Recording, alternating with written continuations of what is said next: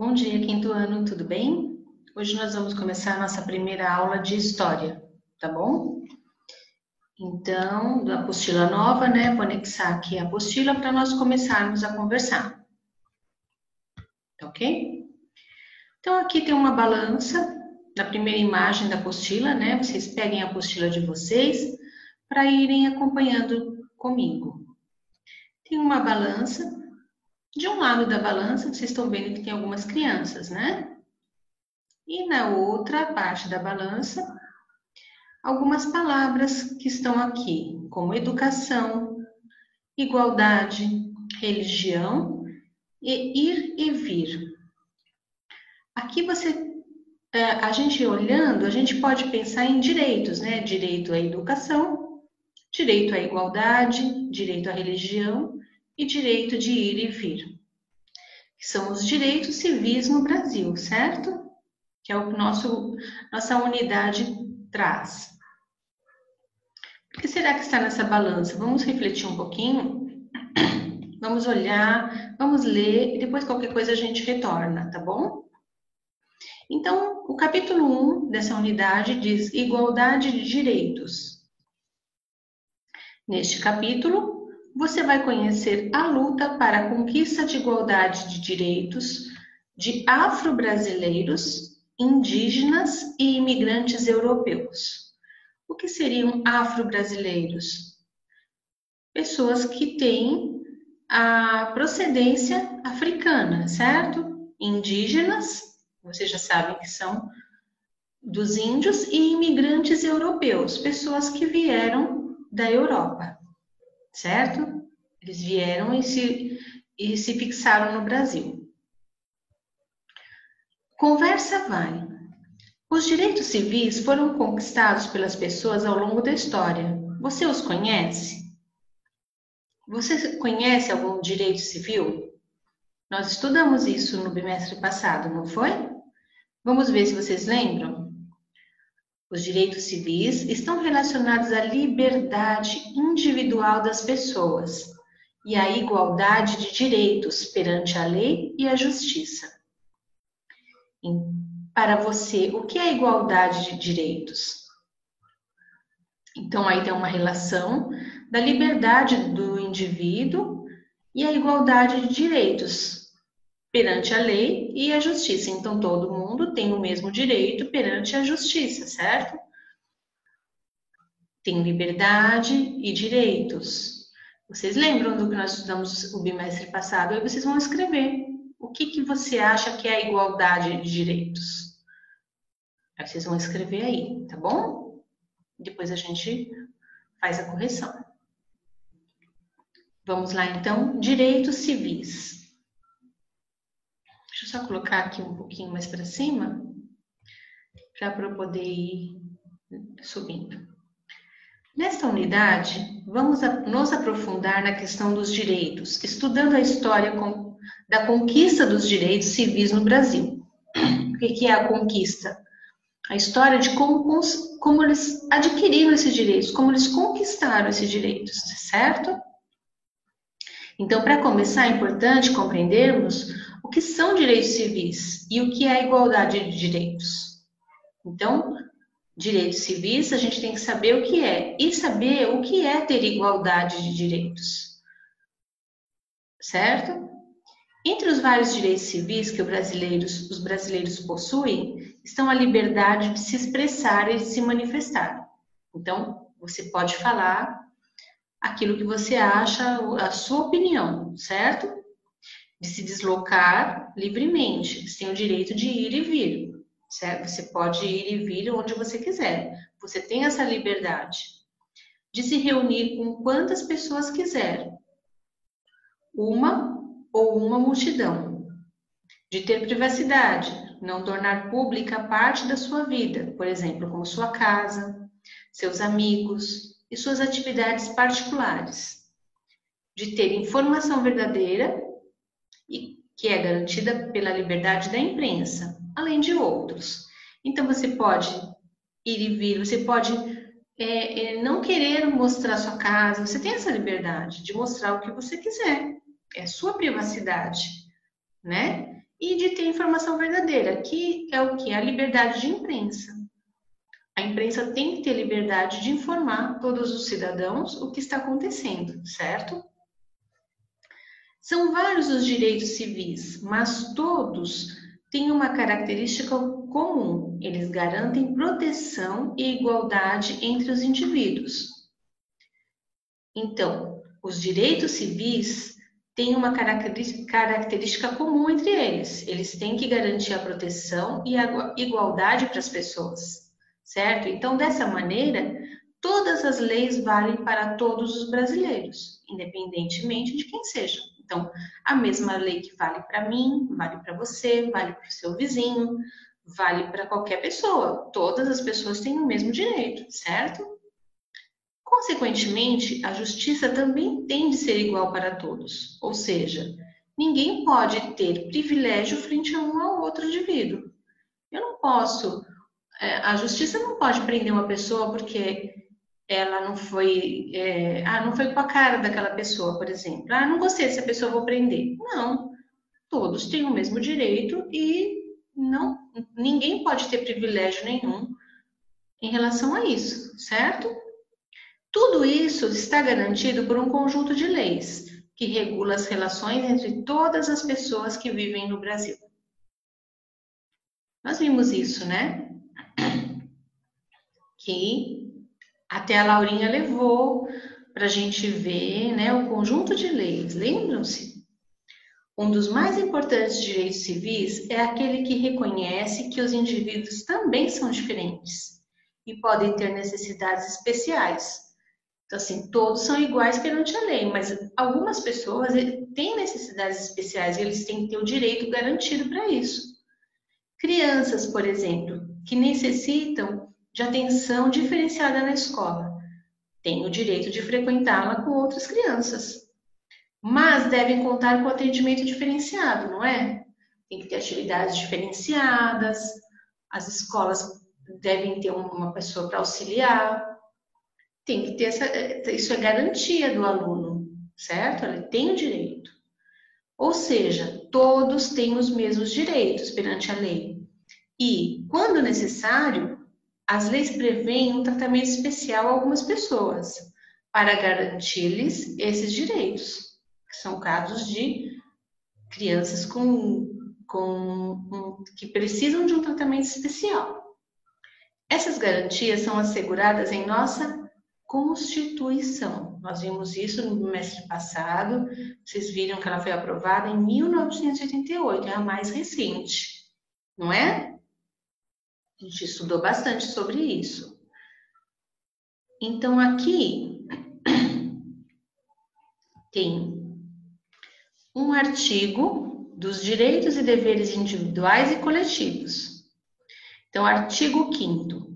Todos são iguais perante a lei, sem distinção de qualquer natureza, garantindo-se aos brasileiros e aos estrangeiros residentes no país a inviolabilidade do direito à vida, à liberdade, à igualdade, à segurança e à propriedade. E aqui está dizendo o que significa essa palavra, inviolabilidade. É a garantia de que ninguém vai desrespeitar algo, certo? Então, é a garantia que nada vai ser desrespeitado, que tudo vai ser feito de acordo com o manda, né? Ele é inviolável. Então, aqui, ó, Constituição da República Federativa do Brasil de 1988. Tem até, ó, no SAI, olha, tem esse acesso, tá bom? Então, aqui tem os bonequinhos, né, as crianças. Aqui tem um aprender brincando. Então, os direitos civis e a cidadania são construídos com base em algo muito importante. Vamos descobrir o que é? Organize as pessoas em ordem numérica crescente, quer dizer, do menor para o maior, né? E descubra a palavra que define a base da cidadania e da convivência entre as pessoas. Depois escreva a palavra que você encontrou no campo indicado. Então, aqui, vocês vão pegar essas pessoas e colocar em ordem numérica e ver qual palavra vai formar, tá bom? Tranquilinho, né? Bem facinho. Esses direitos não são garantidos hoje, mas como será que chegamos até aqui? Será que todos sempre tiveram os mesmos direitos? Vocês já viram o bimestre passado que não, né? Que nem todos tinham os mesmos direitos. Mas vamos ler aqui a diversidade da sociedade brasileira. O que é diversidade? É a diferença, né? A variedade. Então, a gente sabe que a sociedade brasileira é formada por várias culturas diferenciadas, etnias, hábitos, valores, gente que veio de toda parte do mundo, né? Isso é o que se chama diversidade, tá bom? Então, vamos ler? Os direitos civis garantem a igualdade de tratamento para todos os indivíduos. Contudo, os indivíduos não são iguais entre si, pois a sociedade brasileira é composta de várias culturas. Por isso, o respeito deve ser construído dentro da diversidade. Então, o respeito deve ser construído dentro das diferenças, né? A gente deve respeitar as pessoas, mesmo que elas sejam diferentes da gente, não é? Muitos costumes do nosso cotidiano são exemplos de como esses povos estão presentes na formação da sociedade brasileira. Então, a gente sabe que muitas palavras, né, remetem a alguns povos que estavam aqui antes da gente. Por exemplo, nosso idioma é o português, mas muitas palavras que utilizamos são de origem indígena. Então, tem a mandioca, abacaxi, tapioca, ou então a africana, caçula, axé, batuque. São palavras que ficaram dentro dos nossos costumes, né? Nosso idioma é o português, mas as palavras que estão presentes naquela parte da sociedade ficaram dentro do nosso idioma. Na culinária, na música e na arte, os exemplos são variados. A língua é um dos campos em que podemos identificar a diversidade cultural, mas ela também existe na culinária, na arte, nas manifestações religiosas, entre outros. Por exemplo, na comida, o que a gente pode ver que tem ainda de influência, né? Dos indígenas, dos africanos. Tem muita coisa que a feijoada, né? E coisas variadas, porque não é só, tem muita gente no Brasil de outras nacionalidades, né? Muita gente. Então, o Brasil é um país que recebe muito outros povos. Por isso que tem essa diversidade na sociedade brasileira, essa monte de gente diferente. Nós temos pessoas de todos os tipos no Brasil, não é? Agora aqui tem o mão na massa. Desculpe. O que é viver com a diversidade? Então, vocês vão pensar no texto que vocês leram e colocar o que vocês acham que é viver com a diversidade. Como é viver com a diversidade?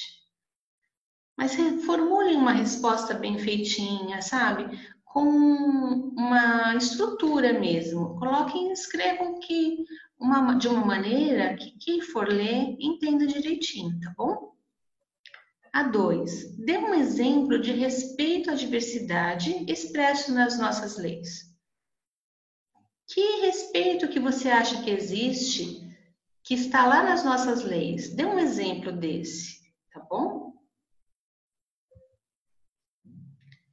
Então, aqui já começa a miscigenação e luta por direitos. Aqui, como só tem 2 perguntinhas, eu vou seguir o capítulo, porque é muito fácil aquela parte, vocês fazem rapidinho, né? Então, miscigenação e luta por direitos. O Brasil é uma grande mistura de culturas. damos o nome de miscigenação a essa mistura. Então, muita gente diferente que se misturam e acaba dando essa miscigenação. Vivemos nessa mescla de culturas, por isso precisamos pensar sobre como ela aconteceu. O que você sabe sobre a relação entre os europeus, indígenas e africanos no processo de colonização do Brasil? Vamos conversar com a Bruna Live daqui a pouquinho sobre isso? Então marquem aí num papelzinho à parte para a gente conversar daqui a pouquinho. O que você sabe sobre a relação entre europeus, indígenas e africanos que colonizaram o Brasil? Tá? Então marquem aí num papelzinho e aí a gente vai fazer essa pergunta na live e a gente vai conversar, tá bom? Então vamos falar um pouquinho dos indígenas. Os povos indígenas foram os primeiros habitantes das terras brasileiras, ou seja, o território brasileiro, tanto litoral quanto interior, era a morada deles. Então, vocês sabem que eles já viviam lá, não é? Eles já eram habitantes. Antes de chegarem os portugueses, os povos indígenas já estavam lá, né? Então, a gente chama eles de povos nativos. Por quê? Porque os primeiros a chegarem e permanecerem em nossas terras, nativos, eles foram os primeiros a chegarem na terra. Com a chegada dos portugueses, né, eles chegaram e encontraram os indígenas. Muitos passaram a viver outra realidade, porque eles foram forçados a trabalhar para os colonizadores e muitas vezes obrigados a viver conforme a cultura dos portugueses. Essa convivência nem sempre foi amigável, porque os indígenas resistiram à dominação dos europeus. Então, os portugueses, que eram europeus, vieram e queriam forçar, né, os indígenas ao trabalho e muitas vezes também queria que eles vivessem a cultura deles, de uma maneira forçada. Só que os indígenas também, que eles resistiam, eles não queriam aceitar isso de uma maneira tão fácil assim, né? Porque, na verdade, eles já estavam lá. Portugueses. Os portugueses foram os primeiros imigrantes a chegarem no Brasil. Então, eles foram os primeiros imigrantes, porque o povo nativo já estava lá. Quem era o povo nativo? Os indígenas, né? Então, os portugueses, eles vieram da Europa para o Brasil. Em 1500, os navegadores portugueses, liderados por Pedro Álvares Cabral, chegaram ao litoral brasileiro para viajarem até aqui. Eles construíram caravelas, que são barcos feitos de madeira, com várias velas feitas de tecido. As principais motivações dos navegadores europeus no início da colonização, que foi entre os anos 1500 e 1600, era a descoberta e a exploração de riquezas e de novas terras. Então, eles queriam cada vez mais descobrir e explorar riquezas e aprofundar mais as terras, né? A colonização portuguesa influenciou a formação da cultura brasileira. Além do idioma, a religiosidade é outra característica dos portugueses que foi adotada no Brasil. Os portugueses tinham seus direitos garantidos, pois, como o Brasil era colônia de Portugal, os portugueses que aqui viviam eram cidadãos portugueses. Então, os portugueses chegaram, né? A nossa língua, a língua oficial do Brasil passou a ser a língua portuguesa, né? E os portugueses ainda tinham os direitos garantidos, pois o Brasil era colônia de Portugal, então eles que mandavam no Brasil. E pronto, então a gente tinha que viver como era a vontade deles, né? Africanos. Os africanos chegaram ao Brasil trazidos pelos portugueses na condição de escravizados. Então, como os indígenas já não queriam mais fazer o trabalho, se revoltaram, falaram que não iam fazer mais o trabalho forçado, eles resolveram ir buscar na África pessoas e escravizaram essas pessoas. Eles faziam todo tipo de trabalho, desde o cultivo da cana-de-açúcar até a construção de obras públicas, como estradas. Sempre trabalho pesado, forçado, né? No final do século XVIII, que foi 1701 até 1800, em cidades como Rio de Janeiro e Salvador, os africanos e seus descendentes já formavam a maioria da população brasileira. Você vê como foi crescendo, né?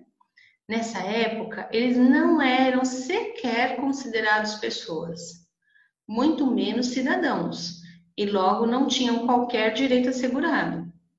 A cidadania e os direitos somente eram aplicados aos portugueses, então eles não tinham direito a nada. Então, essas pessoas não tinham o direito à educação, à saúde, nada disso. Então, somente quem tinha os direitos eram os portugueses, né? Vale lembrar que os africanos fizeram parte da construção da cultura brasileira.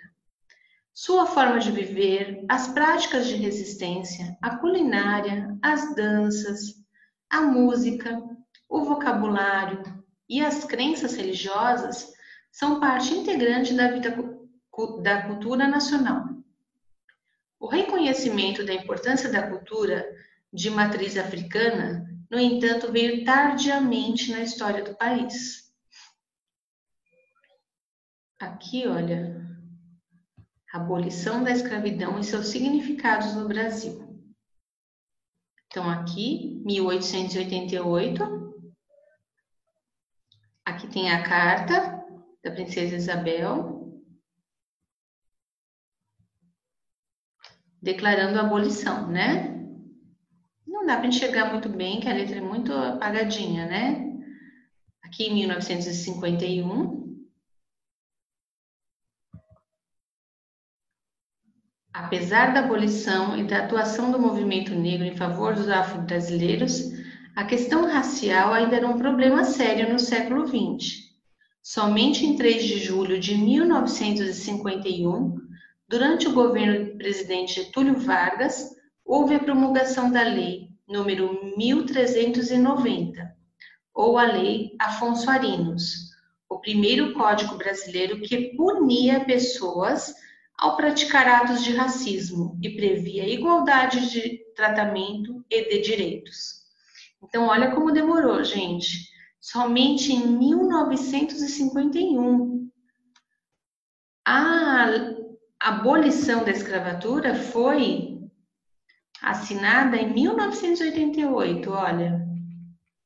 Deixa eu descer, ver se tem alguma coisa aqui escrito. Tem. Só foi dia 13 de maio de 1888, a princesa Isabel assinou a Lei Áurea. Com esse documento, e a partir desta data, todos os escravizados africanos e afrodescendentes estavam livres. Eles tinham a liberdade, mas a liberdade jurídica não os libertava realmente, porque havia todo um contexto social para romper os grilhões, ou seja, a maioria das pessoas ainda tinham preconceito contra essa parcela da população brasileira. Então, essa liberdade não foi de fato, porque eles não tinham direitos. Então, como que eles iam viver, né? Ó, foi 1888. Getúlio Vargas assinou aquela lei Afonso Arinos em 1951. 1985, com a lei número 7.437, ou Lei KO, houve a ampliação da Lei Afonso Arinos, que foi aquela lei que ele assinou. Ele ampliou aqui. Foi ampliada, declarando o racismo como crime inafiançável, ou seja, se a pessoa for presa por praticar racismo, não conseguirá sair por pagamento de dinheiro. Deverá cumprir até 5 anos de prisão. Então, quem praticar um ato de racismo contra alguém, ele terá que cumprir 5 anos de prisão. Não poderá pagar para sair da prisão. Em 1988, Ulisses Guimarães, segurando a Constituição de 1988, que é a nossa Constituição que a gente usa até hoje, certo? Terminada a ditadura civil-militar, houve a promulgação da Constituição Federal, a chamada Constituição Cidadã. Com ela foi definida a demarcação das terras quilombolas e a proteção do patrimônio cultural afro-brasileiro. Neste mesmo ano, houve a criação da Fundação Cultural Palmares, instituição federal dedicada à questão racial no Brasil. Então, aqui já teve outro avanço, né? Em 2010, com a Lei número 12.228, houve a instituição do Estatuto da Igualdade Racial, que prevê a defesa dos direitos étnicos de cada pessoa, além de defender os direitos políticos, o combate à discriminação racial e a igualdade de oportunidades. Então, nós tivemos avanços, mas demorou bastante, né? Eu acredito que demorou muito tempo para isso. A construção da cidadania brasileira. Vamos lá? Quem era cidadão? Vamos pensar como foi o processo de construção da cidadania brasileira. No período colonial, diferentes grupos sociais conviviam nas terras brasileiras, como portugueses, brasileiros, indígenas e africanos. Essa situação gerou inúmeras situações de conflito, até que em 1822, o Brasil se tornou um país independente e uma pequena parcela da população estabeleceu que tinha direito de ser ou não cidadão. Os cidadãos portugueses, que vieram viver na então colônia portuguesa, trouxeram consigo um grande arcabouço cultural. Não apenas a língua oficial do país era a portuguesa. Os hábitos do cotidiano, as comidas, as danças e as crenças também foram trazidos de Portugal. Durante muitos anos, o catolicismo, prática religiosa que veio de Portugal, foi a religião oficial do Brasil. Por conta desse caráter oficial, festividades da religião católica, a exemplo das festas juninas, tornaram-se parte importante da cultura de algumas regiões. Então, aqui tem um de olho no local. Aqui está pedindo o seguinte: as festas juninas ocorrem em todas as regiões do Brasil. Você já viu uma? Pesquise e registre em seu caderno como são comemoradas as festas juninas em sua região. Já vimos, né? A gente já participou na escola, isso é muito popular, né, na nossa região. Então, eu não vou pedir para vocês que registrarem no caderno. Eu vou mandar uma folhinha que a Pro vai digitar, com algumas linhas, vocês podem imprimir e escrever, ou se quiserem também, podem digitar nela mesma, tá bom? Eu vou mandar pelo WhatsApp. Aí vocês me entregam depois. Aqui, a Pro vai parar aqui. Não, vou continuar, né? Falta só um pedacinho, achei que tinha mais. Então, aquela parte aqui de olho no local são as festas juninas que vocês vão fazer. Para saber mais, na atualidade, cada pessoa pode seguir a religião que escolher, ou até mesmo não seguir nenhuma. Ainda assim, o catolicismo é a religião da maior parte da população brasileira. Diversas são as festividades populares de caráter religioso, como as festas de 12 de outubro, em homenagem à Nossa Senhora, considerada padroeira do Brasil. As festas juninas são em homenagens aos santos católicos, Santo Antônio, dia 13 de junho, São João, 24 de junho, e São Pedro, 29 de junho. Perdão, gente, eu engasguei. Africanos de diversos grupos étnicos foram trazidos à força para o Brasil. Mesmo chegando aqui contra a sua vontade, eles passaram a fazer parte desse espaço, o seu local de vida, reproduzindo aqui as práticas com as quais estavam acostumados, como linguagem, hábitos de alimentação e práticas religiosas. Os cidadãos portugueses que viviam no Brasil não aceitavam essas práticas e, por terem direitos e posses, buscaram proibir ou controlar as manifestações da cultura africana. Então, durante os séculos, os africanos e seus descendentes não puderam ser livres para manifestar sua cultura, tampouco suas religiões. Essa tem sido uma longa luta dos afro-brasileiros ao longo de mais de 500 anos. Foram inúmeras as lutas dos afrodescendentes brasileiros para garantir seus direitos civis. Certamente a maior dessas lutas foi para se tornarem livres da escravidão. Então foi muita luta, né, gente? Mais de 500 anos para que esse povo tivesse algum direito, alguma credibilidade, né, e alguma igualdade, certo? Então a gente vai terminar aqui. Fica de lição de casa o de olho no local, as festas juninas, que a Pro vai mandar a folhinha, tá bom? Fica para casa também aquelas duas perguntinhas lá em cima. Tá ok? Deixa eu achar para vocês. Aqui, a lição de casa aqui. Mão na massa.